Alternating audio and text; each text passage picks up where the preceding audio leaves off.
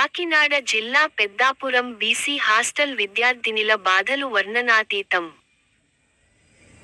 80 మంది విద్యార్థినీలకు 3 లేవెట్రీలకు 2 లావెట్రీలు మాత్రమే పనిచేస్తున్న వైనం భోజనాల విషయానికి వస్తే అరకొరగానే భోజనాలు ఇస్తున్న దుస్థితి. కనీసం డ్రింకింగ్ వాటర్ మరియు వేస్ట్ వాటర్ ఒక ట్యాంక్ నుంచే అందిస్తున్న వైనం. ఇటీవల విద్యార్థులు వార్డెన్ని ప్రశ్నిస్తున్నారనే అక్కుసతో విద్యార్థినీలను చెంపలు చెల్లు మనిపిస్తున్న ఘటనలు పెద్దాపురం బీసీ వెల్ఫేర్ హాస్టల్లో వెలుగు చూస్తున్న వైనం.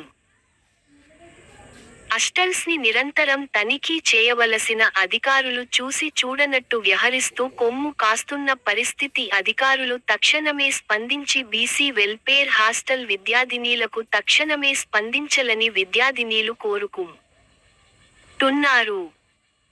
బీసీ హాస్టల్స్లో ఎమ్మెల్యే ఆకస్మిక తనిఖీలు, తక్షణ చర్యకు ఆదేశం. వార్డెన్ పై సస్పెన్షన్ వేటు. పెద్దాపురం బీసీ హాస్టల్లో ఎమ్మెల్యే నిమ్మకాయల చినరాజప్ప శుక్రవారం రాత్రి ఆకస్మికంగా తనిఖీలు చేశారు. అప్పటికే ఆర్డీఓ శ్రీ రమణి, ఎంపీడీఓ శ్రీ లలిత తనిఖీలు నిర్వహించి ఎమ్మెల్యేకు ఫిర్యాదు చేశారు. సమాచారం అందుకున్న ఎమ్మెల్యే వెంటనే వసతి గృహానికి చేరుకుని హాస్టల్ సమస్యలపై విద్యార్థులతో మాట్లాడారు. విద్యార్థులంతా ఎమ్మెల్యేకి ఫిర్యాదు చేయడంతో ఎమ్మెల్యే చినరాజప్ప జిల్లా కలెక్టర్ ఎస్ఎస్ మోహన్, ఇతర అధికారులతో మాట్లాడారు. ముందుగా హాస్టల్ అధికారులపై ఎమ్మెల్యే చినరాజప్ప తీవ్ర ఆగ్రహం వ్యక్తం చేశారు.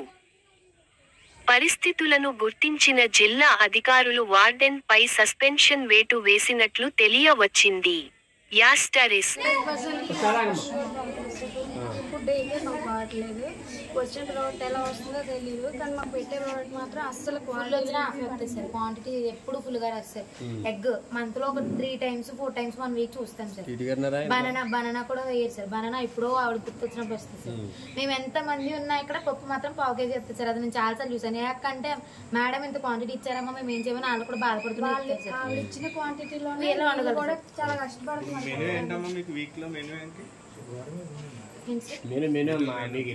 ఇప్పుడు గోడ మీద ఉన్న మెనూ ప్రకారం వస్తుందా లేదు అంటే పర్ డే 2 curries సార్, కానీ మాకు ఒకటే వస్తుంది సార్. పెడతారు సార్. ట్యూస్డే సండే పెడతారు. గోంగూర ఉంటుంది సార్ ఆ మెనూలో, అదే ఇయర్ సార్. మళ్ళీ క్యాచరీ ఒకటి ఉంది. ఆ క్యాచరీ మాకు కూడా మేము ఎవరైనా చూడలేదు సార్. ఇప్పుడు ఇలా చెప్పామని ఆవిడకి తెలిసిందంటే ఖచ్చితంగా మమ్మల్ని టార్గెట్ చేసి పర్సనల్ గా మమ్మల్ని చాలా ఇబ్బంది పడతారు సార్. ఇప్పుడు మేము ఎవరితోనైనా ఒక పేరెంట్ వచ్చి అన్నయ్య వచ్చినా లేకపోతే రిలేటివ్స్ ఎవరు వచ్చినా అని బ్యాడ్ గానే చెప్తే తప్ప అన్నయ్య అని కూడా అడగదు సార్. లోపలికి వచ్చాక మళ్ళీ మీరు రెడ్ లైట్ ఏరియా అంటారు, ఓల్డ్ యూజ్ చేస్తారు.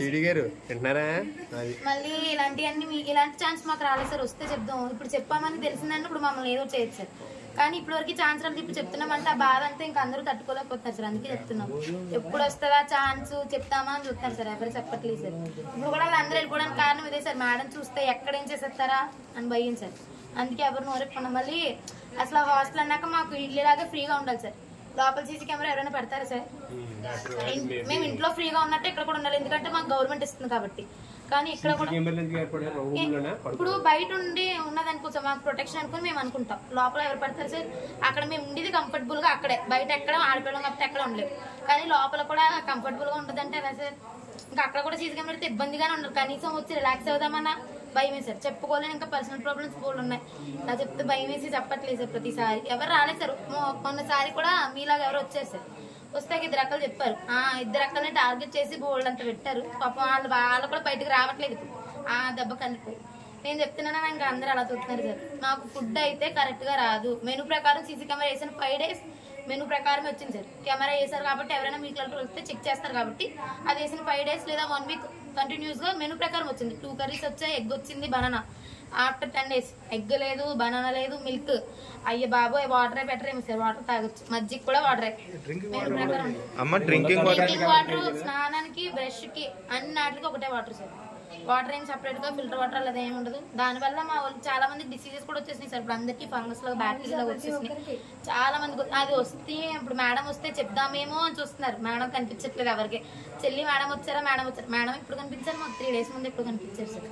మేడం కూడా చెప్పుకోలేము, ఇప్పుడు చెప్తున్నాం. వాష్రూమ్ డైలీ క్లీన్ చేస్తారా? వాష్రూమ్స్ ఎప్పుడో 1 month 2 months అలాగా వస్తారు సార్, బయట నుంచి వచ్చి క్లీన్ చేస్తారు. ఫ్లోర్స్ అవన్నీ మేమే క్లీన్ చేసుకోవాలి సార్. చేసినా ఎవరు ఒక పేరెంట్స్ ఎవరు వచ్చినా సరే తప్పుగా అనుకుంటున్నారు. వాళ్ళతో వెళ్ళారంటే ఇంత లేట్ అయింది కదా, ఎందుకు లేట్ అయింది, ఏం చేసి ఎక్కడికి మాట్లాడుతుంది సార్. అది కరెక్ట్ కాదు సార్. అదేండి బీసీ వెల్ఫేర్ హాస్టల్లో గర్ల్స్ కి కనీస సౌకర్యాలు కూడా కల్పించట్లేదు, ఫుడ్ కూడా సరిగ్గా పెట్టట్లేదు అని వచ్చిన కంప్లైంట్ మీద ఇక్కడ ఇన్స్పెక్షన్ చేయడం జరిగింది. సో వాళ్ళనంతా కనుక్కోవడం జరిగింది. నిజంగానే ఇక్కడ బేసిక్ ఫెసిలిటీస్ కూడా మెయింటైన్ చేయట్లేదు, స్టాక్ వేరియేషన్స్ అన్ని కూడా ఉన్నాయి. అలాగే టాయిలెట్స్ కానీ కొంచెం ఈ స్కిన్ డిసీజ్ అవి కూడా ఉన్నాయి పిల్లలకి. అదంతా ఇప్పుడు ఇమ్మీడియట్ గా యాక్షన్ తీసుకుంటాము. ఇప్పుడే డాక్టర్ వచ్చి చెకప్ చేస్తారు.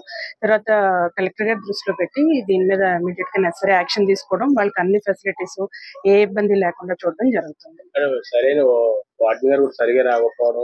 అదే వార్డెన్ సరిగ్గా రావట్లేదు అన్నది ఇక్కడ కంప్లైంట్. సో వార్డెన్ కూడా కొంచెం మిస్బిహేవ్ చేస్తున్నారు, ఆవిడ పద్ధతి బాగాలేదు, దాని మీద డెఫినెట్ గా యాక్షన్ తీసుకుంటారు. కలెక్టర్ గారి దృష్టికి తీసుకెళ్తాము. దాని మీద అదే discipline action as per procedure తప్పకుండా యాక్షన్ తీసుకుంటాం.